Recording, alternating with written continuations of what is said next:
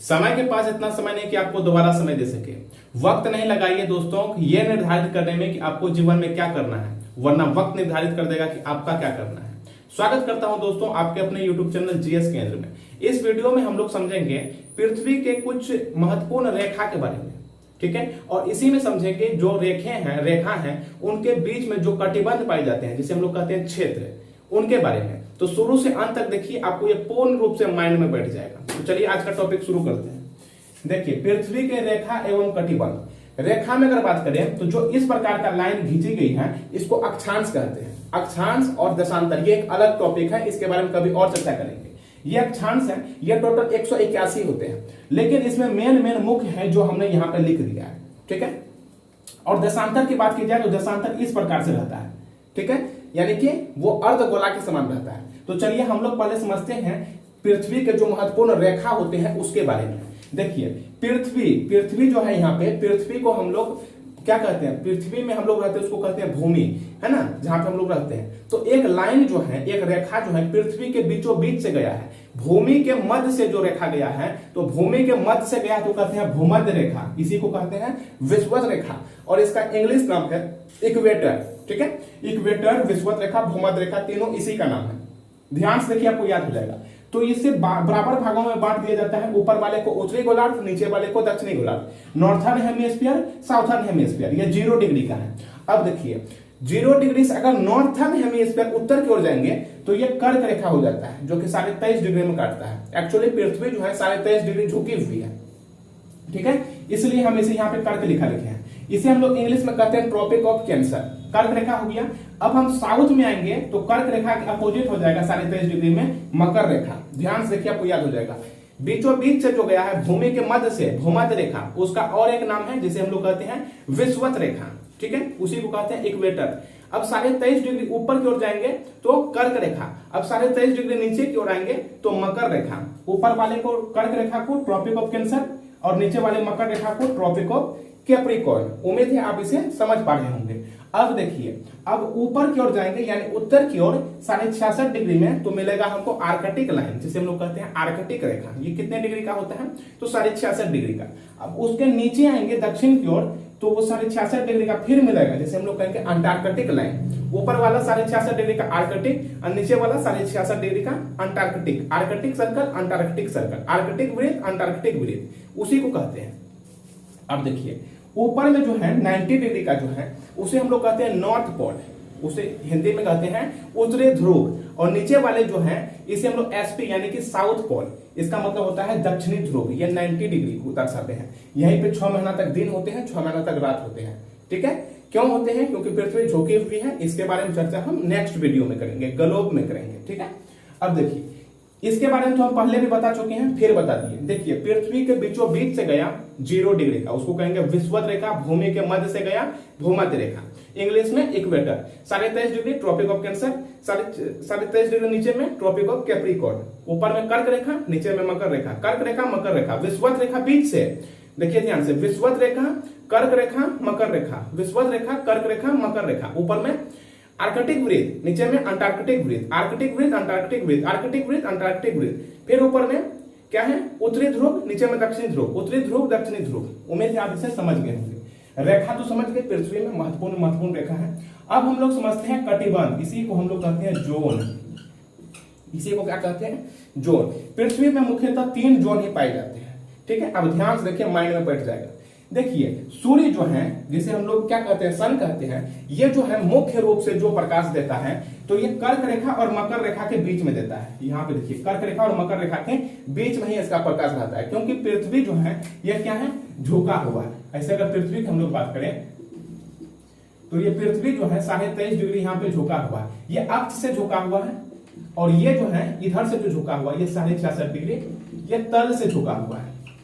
ये अक्ष से है, ये तल से है। तो झुके होने के कारण मेरे भाई इसका जो प्रकाश है, सूर्य का प्रकाश है, कोई भी चीज अगर झुका हुआ रहेगा तो लाइट जो मारिएगा तो लाइट जो है उसके पूरे भाग में नहीं पड़ेगा। समझ रहे हैं हम क्या कर रहे हैं। अब देखिए, इसलिए जब सूर्य का प्रकाश पड़ता है तो कर्क रेखा और मकर रेखा के बीच में पड़ते हैं। अब आगे समझिए, ये तो समझ गए कि सूर्य का प्रकाश जो है सीधे पड़ते हैं, लेकिन हमारे पृथ्वी ही जो है 23.5 डिग्री झुकी हुई है। अब देखिए सूर्य का प्रकाश जो पृथ्वी में पड़ रहा है, तो पृथ्वी क्या है, झोंका है, तो ये कर्क रेखा एवं मकर रेखा के बीच में ही परपेंडिकुलर लाइट पड़ता है, जिसे हम लोग कहते हैं लंबवत इसका प्रकाश पड़ता है। तो देखिए 23.5 डिग्री ऊपर, 23.5 डिग्री ऊपर, तो जिस क्षेत्र में अत्यधिक सूर्य का प्रकाश पड़ेगा तो वहां पे गर्मी होगा कि नहीं होगा। गर्मी को हम लोग कहते हैं उष्ण, गर्मी को क्या कहते हैं, उष्ण, और क्षेत्र को कहते हैं कटिबंध। तो उष्ण कटिबंध क्या कहते हैं इसे, उष्ण कटिबंध, इंग्लिश में कहते हैं टोरेड जोन, टोरेड जोन यानी कि उष्ण कटिबंध। इस वाले क्षेत्र में सबसे अधिक गर्मी देखी जाती है, ठीक है, यहां वाले जो क्षेत्र है सबसे अधिक गर्मी देखी जाती है, यहाँ पे जो हमने बना दिया है, ठीक है, उष्ण कटिबंध, ठीक है। जो इस क्षेत्र में रहेगा उसको तो गर्मी से देगा पूरा मंगरेला काला काला बना करके। इसके बारे में चर्चा करेंगे हम लोग। देखिए 23.5 डिग्री और 23.5 डिग्री नीचे कर्क रेखा और मकर रेखा के बीच में कैसा कटिबंध है, उष्ण कटिबंध। पूछेगा उष्ण कटिबंध किस क्षेत्र में है, तो 23.5 डिग्री उत्तर वाले में और 23.5 डिग्री साउथ वाले में। कर्क रेखा एवं मकर रेखा के बीच में जो है जो क्षेत्र है उसी को कहते हैं उष्ण कटिबंध यानी टोरेड जोन।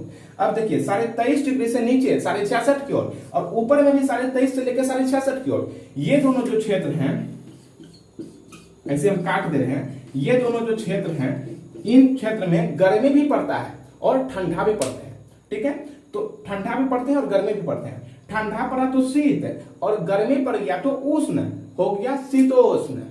ठंडा भी गर्मी भी, तो शीत और उष्ण, शीतोष्ण कटिबंध, इसी को कहते हैं टेम्परेट जोन। कैसा जोन, टेम्परेट जोन। ये जो हमने काटा है ये दोनों वाले क्षेत्र को, इसी को कहते हैं टेम्परेट जोन, शीतोष्ण कटिबंध। यहाँ पे ठंडा भी होते हैं और गर्मी भी होते हैं। हमारे भारत जो है, भारत यहीं पे आते हैं, यहाँ नीचे में थोड़ा, यहाँ पे भारत आते हैं। तो भारत जो है, भारत किस कटिबंध में आते हैं, तो भारत ऊपर वाले जो भारत हैं यानी कि उत्तरी भारत वो शीतोष्ण कटिबंध में आते हैं, लेकिन नीचे वाले जो साउथ का भारत है वो आ जाता है किस कटिबंध में, तो उष्ण कटिबंध में। समझ रहे हैं, ठीक। अब आगे देखिए, ये समझ गए, उष्ण कटिबंध, शीतोष्ण कटिबंध, torrid zone, temperate zone, torrid zone, temperate zone. अब देखिए, अब हम लोग बात करते हैं 66.5 डिग्री से 90 डिग्री की ओर। तो 66.5 से ऊपर की ओर अगर हम लोग बात करेंगे तो वहां पे क्या मिलता है, ठंडा, गर्मी जो है बहुत कम मिलता है, इसलिए हम उसे कहते हैं शीत कटिबंध, पूरा ठंडा ठंडा रहता है, ठीक है। यहाँ से जो ऊपर वाले क्षेत्र है पूरा ठंडा दिखाई देता है, यहाँ इसी को कहते हैं शीत कटिबंध। इंग्लिश में बोले तो फ्रिजेड जोन। अब ध्यान से देखिए, जहां पे गर्मी अधिक पड़ेगा उष्ण कटिबंध, जहां पे गर्मी एवं सर्दी दोनों पड़ेंगे तो उष्ण एवं शीत, तो शीतोष्ण कटिबंध, और जहां पे सिर्फ ठंडा ही पड़ेगा तो उसे कहेंगे शीतोष्ण कटिबंध। देखिए इस वाले क्षेत्र में गर्मी अधिक पड़ता है तो हम लोग कहते हैं उष्ण कटिबंध, और ऊपर वाले में यानी 23 डिग्री से 66.5 के बीच में ठंडा भी पड़ता है गर्मी भी पड़ता है तो कहते हैं शीतोष्ण कटिबंध, और ऊपर वाले में सिर्फ ठंडा ही पड़ता है। 6 माह तक दिन रहेगा और 6 माह तक लगातार रात रहेगा तो क्या ठंडा पड़ेगा ना, ठीक है। तो इसे कहेंगे शीत कटिबंध। Torrid zone, temperate zone, फ्रिजेड zone, उष्ण कटिबंध, शीतोष्ण कटिबंध, शीत कटिबंध, उष्ण कटिबंध, शीतोष्ण कटिबंध, शीत कटिबंध, यही ऊपर में भी होता है। लेकिन शीत कटिबंध में एक समस्या हो गया, शीत में भी अगर पूछेगा कि शीत में भी महाशीत कौन है, तो 2 आते हैं, एक आते हैं टुंड्रा और एक आते हैं टाइगा। टुंड्रा एवं टाइगा जो है, टुंड्रा 1 नंबर में आते हैं और टाइगा 2 नंबर में आते हैं।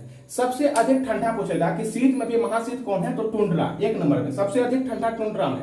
और टाइगा की बात करें तो टाइगा ऊपर में है, यहाँ भी कटिबंध होते हैं, ये भी शीत कटिबंध में होते हैं, टुंड्रा एवं टाइगा। तो उम्मीद है हमने जो ये बताया पृथ्वी के कटिबंध और पृथ्वी के महत्वपूर्ण रेखा के बारे में, ये आप काफी अच्छी तरह से समझ गए होंगे। अब देखिए, जो टोरेड जोन की बात हुई जिसे हम लोग उष्ण कटिबंध कहते हैं, इस क्षेत्र में जो भी होगा सूर्य का प्रकाश पड़ने के कारण वो क्या हो जाएगा, पूरा गर्म बन जाएगा, क्योंकि सूर्य का प्रकाश लगातार पड़ता है। तो जो भी चीज होगा वो तापमान सबसे अधिक देगा। तापमान अधिक देने के क्रम में क्या होगा कि जो आसपास के पानी होंगे, समुद्र के पानी, वो वाष्प बन करके ऊपर उठ जाएगा। वाष्प बन करके जैसे ही ऊपर उठेगा तो क्या कर लेगा, बादल बना देगा। बादल क्या करेगा, वर्षा करेगा, और यहाँ पे लगातार डेली वर्षा होता है, ठीक है। 2 बजे से 4 बजे के बीच में लगातार डेली वर्षा होते हैं, ठीक है। तो जब वर्षा होंगे तो पेड़ पौधे भी काफी अधिक होंगे, घने घने होंगे, ठीक है। और पत्ते जो है, पत्ते काफी चौड़े होंगे, क्योंकि पानी की कमी नहीं है तो पत्ते चौड़े होंगे। और पेड़ जो है काफी पतले होंगे, लंबे लंबे होंगे, ठीक है। और पूरा ऊपर में ढक लेगा। और नीचे में जो है सूर्य का प्रकाश भी इन सभी क्षेत्र में इसी में ना आता है। अमेजन जंगल, जिसे हम लोग पृथ्वी का क्या कहते हैं, हर्ट कहते हैं, 20% ऑक्सीजन यहीं पे देता है ना। और यहाँ क्या हो गया, यहाँ पे कॉन्गो हो गया, यहाँ पे इंडोनेशिया, सब इसी क्षेत्र में आते हैं।